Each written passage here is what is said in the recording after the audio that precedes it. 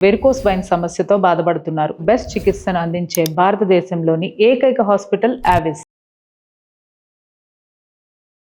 నమస్తే అమ్మా. అమ్మ, మధ్యకాలంలో మనం ఎక్కువగా చూస్తున్నాం, డివోర్స్ రేటు బాగా పెరిగిపోతుంది.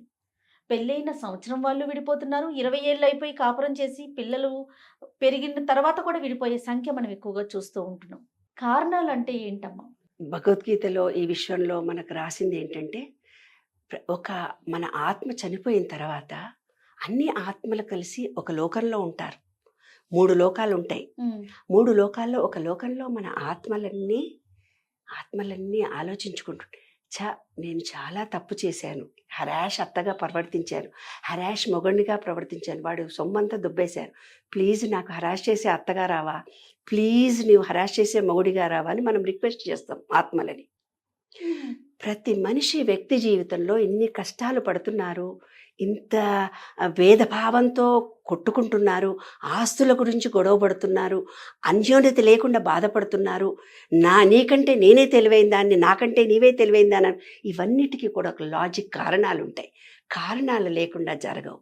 ఈ విశ్వంలో మనం పుట్టేటప్పుడే మనం 5 వ్యక్తులు ప్రతి మనిషి జీవితంలో ఎంటర్ అవుతారు. నీకు, నాకు, ఇంకొకళ్ళకి, ఈ టీవీ చూస్తున్న, ఛానల్స్ చూస్తున్న వాళ్ళందరికీ కూడా ప్రతి మనిషి జీవితంలో ఒక 5 వ్యక్తులు ఎంటర్ అవుతారు.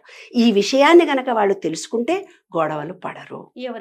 ఎవరు ఒక్క వ్యక్తి ఎవరైనా వస్తాడు మన జీవితంలో, ప్రేమనన్నా ఇస్తాడు, కోపాన్నన్నా ఇస్తాడు, తన డ్యూటీ అయిపోగానే. ఎందుకంటే మనం రిక్వెస్ట్ చేసాము ఆత్మలని రమ్మని, ఎంత రిక్వెస్ట్ చేశామో అంతవరకు ఒక వ్యక్తి వస్తాడు, ప్రేమైనన్నా ఇస్తాడు, కోపమన్నా ఇస్తాడు, వెళ్ళిపోతాడు. నాన్న రెండో వ్యక్తి ఉంటాడు, దృఢకర్మ అదృఢకర్మ లాగా జాయింట్గా ఉంటాడు. వాడు మొగుడే అవుతాడు, పక్కింటి వాడు బాస్ అవుతాడు, లేదంటే పెళ్ళామే అవుతాడు, లేదంటే వాడు నాన్ననన్నా అవుతాడు, లేదంటే వాడు కొడుకన్నా అవుతాడు, పార్ట్నర్ అన్నా అవుతాడు, పక్కింటి వాడన్నా అవుతాడు. వాడిని మనం వదలలేము, మనని వాడు వదలలేడు. జీవితం అంతా నీ ఈగోని దెబ్బతీస్తూనే ఉంటాడు, కానీ వాడిని వదిలిపెట్టడానికి అవకాశం ఉండదు. భయంకరమైన సత్యం నాన్న, ఇది చాలా భయంకరం. ఎందుకంటే ప్రతి మాటకి నీ ఈగో ఏదైతే నీకు ఇష్టం ఉండదో అదే అంటాడు.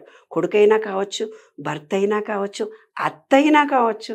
బాస్ ఉద్యోగం చేయాలి, బాస్ రోజు తిడతాడు, ఉద్యోగం లేకపోతే బతకలేము, బాస్ రోజు అరెస్ట్ చేస్తుంటాడు.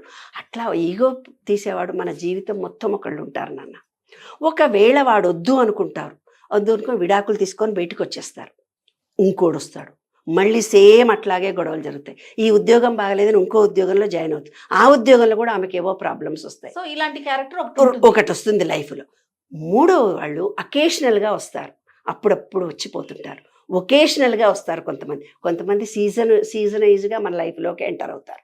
ఈ 5 వ్యక్తులు ఖచ్చితంగా మన లైఫ్లో ఉంటారు. అయితే ఇప్పుడు గొడవలు జరుగుతున్నటువంటి వ్యక్తులు ఎవరైతే ఉన్నారో కుటుంబంలో, అత్త హరాస్ చేయడం ఉండొచ్చు కోడల్ని, అంటే ఆర్థిక విషయాల వల్ల అయి ఉండొచ్చు, నా స్వతంత్రత పోతుందని రీజన్ ఏదైనా ఉండొచ్చు. గొడవలకి కారణం ఏమిటిదంటే ఫీలింగ్స్, కొన్ని నమ్మకాలు, విశ్వాసాలు ఏర్పరచుకొని నువ్వు పుట్టావు. పుట్టగానే ఏం చేస్తారు, అది ఆడవిళ్ళని అత్తగారింటికి పోతుంది, దానికి కొంచెము భయంలో పెట్టు, ఒక మాట పడదామే, భయంలో పెట్టు, లేకపోతే అత్తింటికి పోయినాక ఇట్లా సాగుతాయి నీకు ఏదో ఒక విషయం. భర్త అనేవాడు ఎలా ఉంటాడంటే, కోడలు వస్తుంది జాగ్రత్త, విలనా అదేమన్నా? ఒక వ్యక్తి మీ ఇంట్లోకి అమ్మో పుట్టంగానే ఏం రా నీ పెళ్ళాం వస్తుంది, అయిపోయింది నీ పని, ఏం రా రేపు పొద్దున నీ పెళ్ళాంతో ఎట్లుంటావు, ఏరా నీ పొద్దున అత్త కోడలు వస్తుంది, నీవెట్లా అత్త ఇంక అయిపోయింది రా అత్త నీ పని, ఇంక నీ కోడలు వస్తుంది, నీ కోడలు వచ్చినాక నీ ఎందుకంటారో తెలీదు, కొన్ని రకాలైన భావాలను ఏర్పరుస్తారు నాన్న. ఆ భావాల చేత వ్యక్తులు సంసారం చేస్తున్నప్పుడు ప్రతిదీ వాళ్ళ సబ్కాన్షియస్ మైండ్లో రికార్డ్ అయినవి వచ్చేసరికి అత్త మంచిదై ఉంటుంది, ఆ ఇంట్లోకి ఎంటర్ అయ్యి కోడలు వస్తుంది, ఆ చిన్నప్పటి భావముతో ఆమె చూస్తుంది, చూడగానే అత్త ఆమె మొహం చూసి అరిచేస్తుంది. గొడవలకి కారణం ఇది. ఎవరైతే జీవితంలో చాలా కష్టంగా కొట్లాడుతూ నిన్ను చాలా అవమానం చేసి చాలా ఇబ్బంది కలిగినటువంటి దాంట్లో విశ్వరూప సందర్శనలో 12 లాస్లో ఒక లాస్ ఇది, సూత్రం ప్రకారమే చెప్తున్నాను, నేను సైంటిఫిక్గానే చెప్తున్నాను. ఎవరైతే హరాస్ చేస్తున్న అత్త ఉందో, ఎర్లీ మార్నింగ్ 4 o'clock లేచి బ్రహ్మ ముహూర్తము అంటే బ్రహ్మ లిఖితము, బ్రహ్మ రాయడు నాన్న. 4 o'clock మనమే రాసుకుంటాం, ఇక్కడ సబ్కాన్షియస్ మైండ్ని యాక్టివ్ చేసుకుంటాం. రాత్రంతా పడుకున్న తర్వాత ఆల్ఫా వేవ్స్ ఎక్కువ ఉంటాయి, ఆ 4 గంటలకి ఆ ఎర్లీ మార్నింగ్ అవర్స్లో ఆ హరాస్ చేసే బాస్ని, ఆ హరాస్ చేసే అత్తను, ఆ హరాస్ చేసే మొగుణ్ణి, ఆ హరాస్ చేసే పార్ట్నర్ను, హరాస్ చేసే ఆ వ్యక్తిని మీరేం చేస్తారు? బండబూతులు తిడతారు. ఈ ముండ కొడుకులనే జీవితం పాడైంది. వాడిని శాపిస్తారు, తిడతారు, ఇంకే శాతబళ్ళు చేయిస్తారు. ఊర్లలో అయితే ఇంకా భయంకరంగా నెగిటివ్ వీళ్ళ నుంచి వాళ్ళు నెగిటివ్ ఇస్తారు. ఎందుకంటే వాళ్ళు మనకు ఒప్పుకొని వచ్చారు, వాళ్ళు మనతో ఒప్పందం చేసుకొని వచ్చారు నటిస్తామని. అయితే ఇక్కడి నుంచి నువ్వు నెగిటివ్ ఇస్తున్నావు, వాళ్ళు నెగిటివ్ ప్లస్ అయిపోతుంది, అది నీకు కర్మగా మిగిలిపోతుంది. అలాంటి వ్యక్తులు మళ్ళీ నీకు తారసపడకూడదు లైఫ్లో అనుకుంటే ఎర్లీ మార్నింగ్ 4 o'clock లేచుకొచ్చి ఆ వ్యక్తి ఆత్మను, ఆ వ్యక్తిని మన కళ్ళ ముందుకు పిలుచుకొచ్చుకోవాలి. అత్తగారు నేను క్షమించండి, భర్త నన్ను క్షమించు, నీ వల్ల ఓ పార్ట్నరా నువ్వు నన్ను మోసం చేశావు, నన్ను క్షమించు, నీ వల్ల నాలో ఈగో తొలగిపోయింది, నీ వల్లనే నేను అనుకున్నవన్నీ నేను ఇవాళ రాలేదు అంటే నీ వల్లనే అనుకున్నాను కాదు, నాలో ఉండే బలహీనతల వల్ల తొలగింది, కాబట్టి నేను మారిపోతున్నాను, నిన్ను క్షమిస్తున్నాను, థ్యాంక్ యూ వెరీ మచ్, నిన్ను క్షమించాను అని అనాలి. మనసులో కూడా ఏ రకమైన భావన ఆ వ్యక్తి మీద రిలీజ్ చేయకూడదు. ఎప్పుడైతే నువ్వు రిలీజ్ చేస్తూ పోతుంటావో నెగిటివ్ పరిస్థితులు ఏర్పడి ప్రతి వాళ్లతో నువ్వు గొడవలు పెట్టుకోవడం జరుగుతుంది. కాబట్టి మాకు కౌన్సిలింగ్లో ఒక వ్యక్తి వచ్చి చెప్పినప్పుడు వాడికి సూర్యనాడు ఎక్కువ పనిచేస్తుందా, చంద్రనాడు ఎక్కువ పనిచేస్తుందా, ఎలాంటి వ్యక్తులు ఎలా ఆలోచిస్తున్నారో, వాళ్ళ ఐక్యూ లెవెల్ ఎలా ఉందో చూసి మేము కౌన్సిలింగ్ ఇస్తాం నాన్న. కాబట్టి ఎన్నో రకాలైన వ్యక్తులు. రాత్రి కూడా ఒక అమ్మాయి వచ్చింది నాతో, ఏమన్నాడట తెలిసిన భర్త, పెళ్ళైన రోజు నుంచి ఏమే నువ్వు నా మీద ఆధారపడున్నావు, పో ఎక్కడ పోతావు చెప్పుకోపో, ఎవరు చెప్పుకుంటావు అని అడిచేవాడట, తిట్టేవాడట. నువ్వు నా మీద ఆధారపడు, నేను సంపాదించి నీ మొహం మీద కొడితే నువ్వు బతుకుతావు, నేను సంపాదిస్తే కొడతావని అరుస్తూ తిడుతూ ఉండేవాడట నాన్న. ఇప్పుడు ఆ అబ్బాయి యాక్సిడెంట్ అయ్యి మూడేళ్ళే అయింది. యాక్సిడెంట్ అయ్యి 2 కాళ్ళు ఇరిగిపోయినాయి. ఇప్పుడు ఈ అమ్మాయి ఉద్యోగం చేసే సంపాదించి పెడుతోంది. ఎప్పుడైతే రాయిని పైకి విసిరి పెట్టినామో అదే మనకు తింతికొస్తుంది, అదే 8 ఆకారంలో ఉందని నేను చెప్పి, ఎప్పుడైతే నీవు నా వల్లనే బతుకుతున్నావని నెగిటివ్ రిలీజ్ చేశాడో అదే నెగిటివిటీ అతనికి వచ్చింది. సేమ్ ఆ అమ్మాయి ఎలా బాధపడ్డో ఇప్పుడు అతను బాధపడతాడు. కానీ వాళ్ళ అత్త ఏమంటోందో తెలిసినా, నీవు పెళ్ళై వచ్చినప్పటి నుంచే మా దరిద్రం పట్టుకుందేని వాళ్ళ అత్త అంటోంది ఇప్పుడు ఆ అమ్మాయి. కానీ అసలు రహస్యం ఏమిటిది? కొడుకు ఆమెను సతాయించాడు, అదే తిరిగి వచ్చింది. ఇంకొక చిన్న ఉదాహరణ చెప్తాను నాన్న.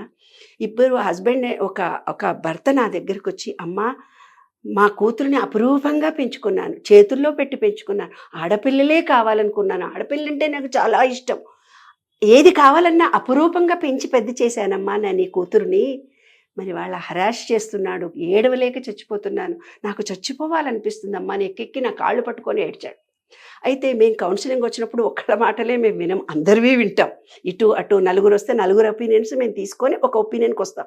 అప్పుడు ఆయన భార్యను నేను పిలిచి, ఏమ్మా ఏం సంగతి, మీ ఆయన చాలా బాధపడుతున్నారు, నీకు కూడా బాధగానే ఉందా, ఏం జరిగింది, నీ పెళ్ళైనప్పుడు మీరు వాళ్ళు ఎలా ఉన్నారు, వాళ్ళు మీరు ఎక్కడెక్కడి నుంచి వచ్చారు, ఏ ఫ్యామిలీ నుంచి వచ్చారంటే, అమ్మ పెళ్ళై రాగానే నా మగుడు, మా అమ్మలాగా నీ వంట చేయడం రాదా, మా అమ్మలాగా బిర్యానీ చేయలేదు, మా అమ్మలాగా సాంబార్ చేయలేదు, మా అమ్మ చూడు 6 గంటలకు 5 గంటలకు 4 గంటలకు లేస్తుంది, మా చెల్లెలు చూడు అంత దూరం ఉద్యోగం పోయి వస్తుంది, సతాయించి పెట్టేవాడు, కొట్టేవాడు, తిట్టేవాడు, నానా హింస పెట్టేవాడు.